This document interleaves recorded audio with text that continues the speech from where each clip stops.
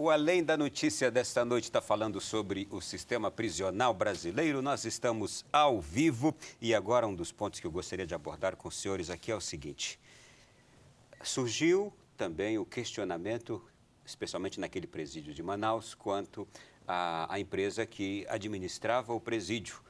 E aí se falou muito contra a terceirização de presídios, mas também começamos a observar a fragilidade nos outros presídios do agente público, aquele ao qual nos referíamos agora há pouco.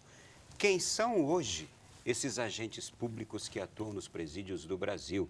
São pessoas concursadas, em todos os presídios é igual? São funcionários concursados? Ou são pessoas cooptadas junto a políticos, junto a grupos administrativos desses presídios? Está aí também uma das raízes da fragilidade? No caso do Amazonas, nós, para pegar um exemplo específico, o que nós tivemos lá? Qual foi o problema lá? Primeiro tem uma discussão se a empresa privada pode administrar presídio. Isso é uma discussão muito grande que tem no meio jurídico, para saber até que ponto isso funciona ou não, porque nós temos problemas, inclusive, nos Estados Unidos, em relação às prisões privadas. Vez por outra, juízes, donos, os gestores dos presídios privados são condenados por quê? Porque como eles precisam manter, para ter o lucro, precisam de um certo número de pessoas dentro do sistema prisional, porque não pode deixar baixar muito. O lucro é por cabeça? É por cabeça, Sim. Então ele recebe por cabeça. Então, vez por outra, estoura um escândalo lá nos Estados Unidos de corrupção de juízes que mandam de forma excessiva pessoas para dentro do sistema prisional para poder a empresa ter mais lucro e depois acabam recebendo de volta. Então, tem um primeiro questionamento em relação a esse ponto. Tem um outro ponto também em relação à empresa privada, porque como ele tem que atingir metas, muitas vezes o agente acaba sendo pressionado, por quê? Porque os presos, isso tem exemplos práticos do que acontece, os presos acabam pressionando, se o gestor é muito duro, os presos acabam pressionando o gestor dizendo o seguinte, para os agentes penitenciários, se você não tirar esse cara aqui que está me criando problema, está sendo muito duro, eu vou criar um tumulto aqui, uma rebelião, um motim, e aí a empresa perde dinheiro se acontecer, porque nos contratos tem lá algumas cláusulas que diz que se tiver rebelião, se tiver isso, se tiver aquilo, ele perde dinheiro. Então, acaba tendo esse outro problema. Por outro lado, o que aconteceu também lá no Amazonas? Eu vi isso do promotor de justiça que atua lá no sistema, ele dizendo que os funcionários eram contratados pelo Humanizare, pelo Cine, sistema de trabalho. Quer dizer, sem nenhum preparo para a função. Para trabalhar ali. Então, são pessoas que são contratadas como se fosse para qualquer outro emprego, sem nenhuma preparação, e vão para dentro do sistema prisional, falido, como nós já falamos, sem nenhum preparo psicológico nem profissional. E aí acontece o que nós estamos acontecendo. Eu falava do Pará, nós encontramos lá, a grande maioria dos agentes penitenciários de lá não são concursados, são indicações políticas. Então isso mostra bem alguns problemas que nós temos dentro da questão da gestão do sistema prisional. Nós temos outros exemplos, como é o caso aqui do Distrito Federal, onde os agentes penitenciários de aqui são pessoas extremamente qualificadas, são profissionais que passam por um curso de formação bastante criterioso. Concursados, têm um salário relativamente bom, então o índice de corrupção aqui é baixíssimo. E também a questão da inteligência que funciona. Talvez por isso que nós não estamos tendo problemas aqui tão graves no momento no Distrito Federal, porque como a inteligência funciona, mas diante do quadro que nós estamos vivenciando, com mais do que o dobro aqui, nós temos 7 mil e poucas vagas e cerca de mais de 15 mil presos, então o sistema está superlotado. Nós temos celas aqui no CDP que cabe 12 pessoas, tem 50. Então veja, o que isso afeta? No dia a dia do sistema prisional. Você não consegue levar nenhuma política pública lá para dentro. A questão do trabalho, o doutor Nelson falou aqui. Como é que você vai levar trabalho para um sistema prisional que você está superlotado? Você não tem a questão da educação, porque como é que o professor vai dar aula? Como é que você vai conseguir gerenciar isso superlotado? Você não consegue levar o professor, você vai selecionar, na verdade, algumas alas para ter aula, mas a grande maioria não tem. Aqui no DF, menos de 10% trabalham. E a grande maioria que trabalha ou dentro do próprio sistema fazendo limpeza, ou alguns trabalham aqui tem a FUNAP, né, a Fundação de Amparo ao Preso, trabalha em órgãos públicos. Inclusive, nós temos uma lei aqui de 2008, aqui no Distrito Federal, que separa cerca de 2% das pessoas, 2% das vagas das pessoas que trabalham nas empresas que prestam serviço para o Distrito Federal, 2% tem que ser reservado para o sistema prisional. E essa lei não é cumprida. Nós já mandamos ofícios aqui para todas as secretarias exigindo cumprimento, e essa lei aqui não é cumprida.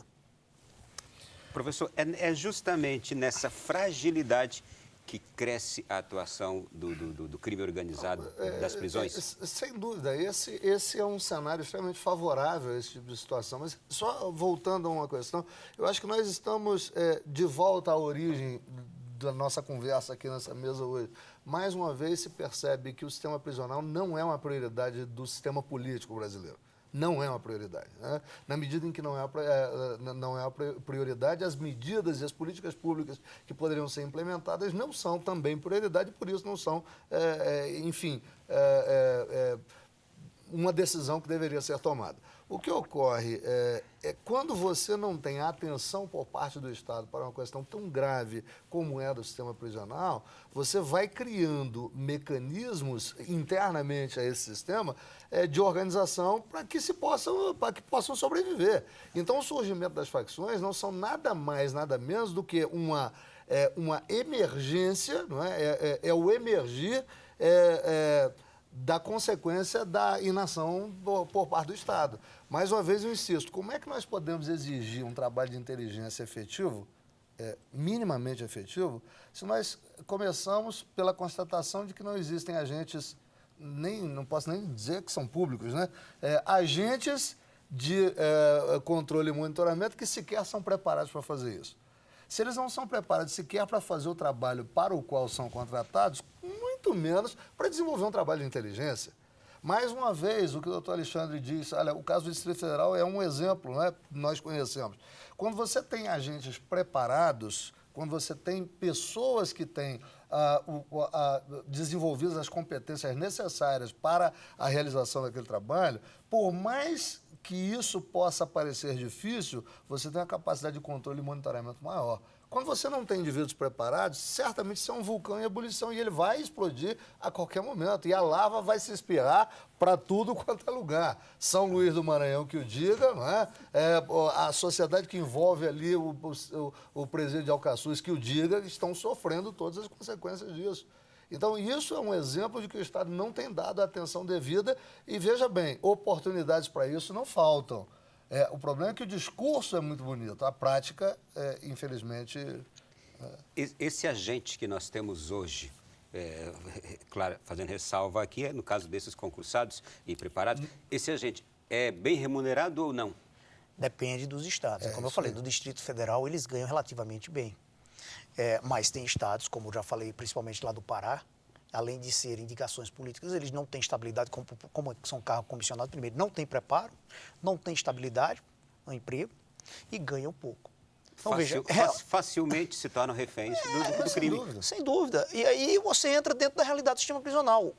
O Estado não dá meios para que a pessoa, para que o agente possa cumprir com o seu mistério, e aí ele acaba sendo, não diria vítima, mas entrando dentro desse problema do sistema prisional e acaba a probabilidade dele se corromper não é justificativa, mas é bem maior do que em outros estados, como o Distrito Federal, onde a coisa realmente funciona. Então nós temos que analisar todo esse aspecto. Como é que como é que nós vamos resolver essa questão do sistema, essa questão da superlotação? A meu sentir, e só voltando um pouco ao que o doutor Nelson falou, eu sou um pouco reticente em relação, porque essa questão, inclusive, está no plano de segurança, questão de construção de novos presídios. Eu sou um pouco reticente, não quero dizer aqui que eu sou totalmente contrário, mas eu acho que talvez até de forma pontual nós poderíamos até pensar em construir determinados presídios.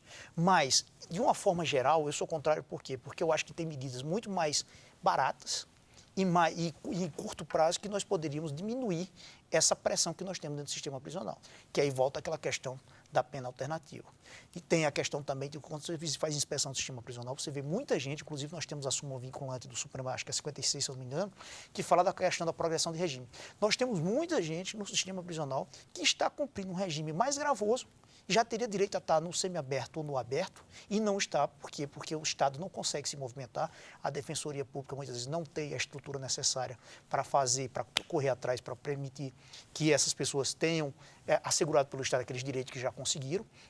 Então, tudo isso gera tensionamento dentro do sistema prisional. Porque não pense não, quem está dentro do sistema prisional, quando você vai conversar, chega para fazer inspeção, ele sabe mais código penal do que a gente. Então, ele já sabe que tem direito à progressão, já sabe que tem direito a determinados benefícios, e quando não os alcançam, isso gera revolta, gera tensionamento, e aí traz todo esse problema que nós temos dentro do sistema prisional. Nós falamos aqui também dos presídios federais. São quantos os presídios federais hoje que nós temos Cinco no Brasil? E eu ouvi dizer que lá tem vaga sobrando. Na verdade, os presídios federais, eu não saberia lhe dizer a respeito da sobra de vagas, mas...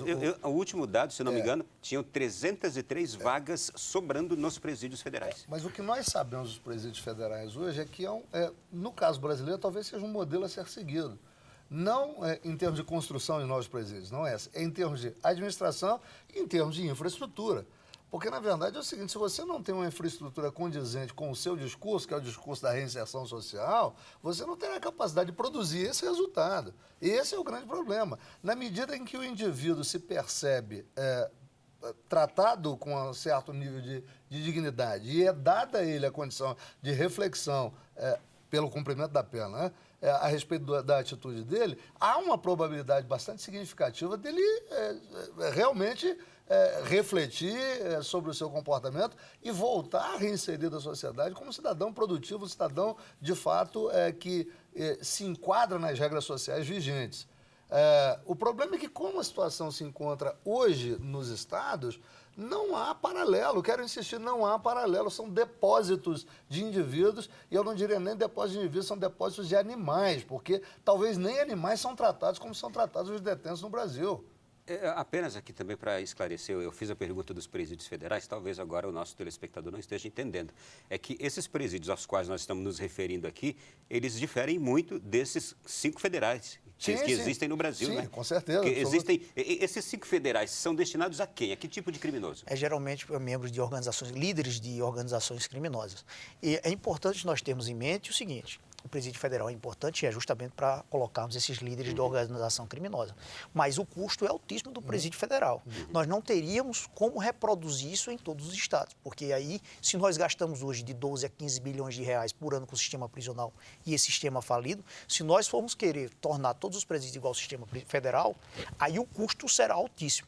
Tem mais nessa linha de... Mas vamos só rapidamente, o que tem lá nesses presídios federais? Não, ele mais ou menos, ele cumpre o que, mais ou menos, há uma política para encarceramento, de uma certa forma, apesar de ter algumas críticas em relação à questão do isolamento, porque as pessoas passam boa parte do tempo isoladas, mas às vezes só tem 1 hora de banho de sol, não consegue ter contato com outras pessoas. Existe uma crítica, de uma certa forma, por parte da ordem. Eu reconheço que nós temos alguns problemas, mas essa questão do monitoramento do advogado quando visita o seu cliente.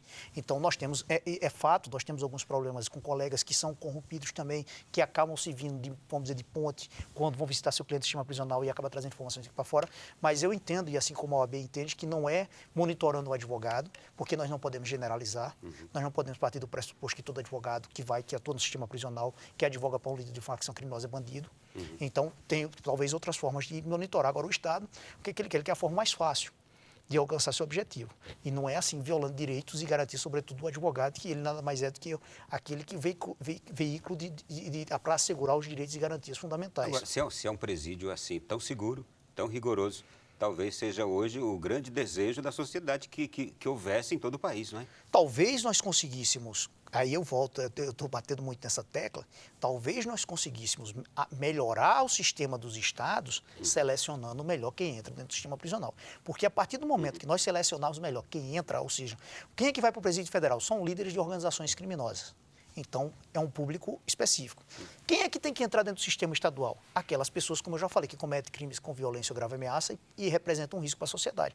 Se nós começarmos a fazer esse tipo de critério de uma forma mais seletiva, nós vamos conseguir diminuir essa superlotação e vamos conseguir amenizar, talvez não resolver de uma forma completa, mas amenizar todo esse problema da superlotação. Porque a superlotação é ela que, no primeiro momento, ela fomentou a criação dessas organizações criminosas, que no primeiro momento foram criadas para a questão de que uma das bandeiras é a questão da opressão do Estado, mas hoje elas estão ligadas basicamente à questão do tráfico de drogas.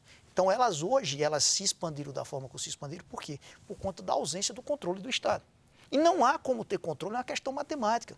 Quanto mais superlotado, mais difícil o controle por parte do Estado. Bom, eu gostaria de já ir chegando ao finalzinho do nosso programa, de pedir aqui aos senhores o seguinte: uma das queixas também da sociedade, de todo o nosso povo, é quanto hoje a questão de custo e de benefícios que tem o preso. É verdade que o preso tem direito a um salário, ou sua família? O que tem direito o indivíduo que está preso? Ele tem um benefício mensal? Depende. Em relação a essa questão Essa do auxílio reclusão, tem vários. Exato. Não, ao contrário do que todo mundo pensa, não é todo preso que recebe esse auxílio reclusão. Tem alguns objetivos específicos que têm que ser cumpridos, ou seja, ele tem que ter contribuído para a Previdência, ele tem que ter uma faixa de salarial que ele tinha. Não é todo preso não que é tem todo esse preso. benefício. Não é todo preso. Então, tem uma série de requisitos para ele poder receber esse auxílio reclusão. Daí a importância do que o doutor Nelson falou do trabalho, porque quando você traz o trabalho para dentro do sistema prisional, você acaba com o ócio, você traz, o preso vai ser remunerado, e quando ele sair, ele vai ter pelo menos uma renda lá para começar, se ele quiser recomeçar a sua vida, a família vai receber uma parte daquilo que ele está recebendo com o emprego, ele vai ter também a oportunidade daquele salário, de uma certa forma, pagar um pouco daqueles custos com o sistema prisional e ainda também para a sua família, para manter a família. Para concluir, nós temos um minutinho. Não, sobre isso, é só uma questão. Eu acho que a revolta que parece pairar sobre a sociedade hoje não é pelos supostos benefícios que os detentos têm. É muito mais pela ausência de qualquer atenção do Estado à vítima. Esse é o grande problema que nós vivenciamos no Brasil hoje. É verdade.